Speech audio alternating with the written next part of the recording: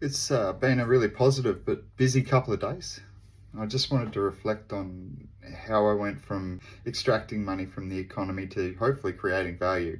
And it was an interesting debate between Gary from Gary's Economics and Dan Priestley.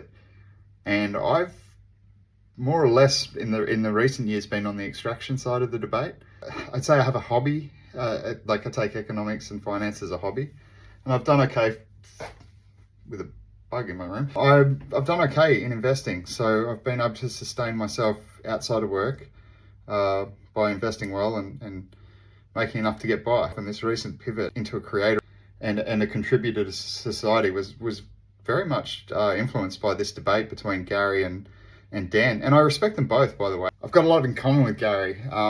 He seems a bit manic himself, and I do have a bit of a natural aptitude for economics, despite not having received the big master's degrees and all that. So I do like the guy, but I have to say he got his ass kicked in that debate, and that was a big turning point for me. And Dan, who I really aspire to be like, he's a cool, calm, collected dude.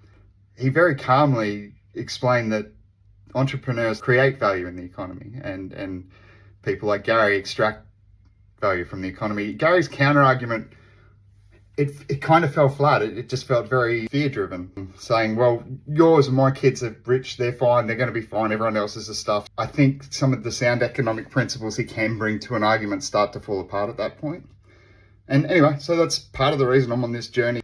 Look, whether this works out or not, it's a lot more fun. And it feels a lot more productive. So to Dan, like, thank you for being part of the inspiration and the reason that I'm on this journey.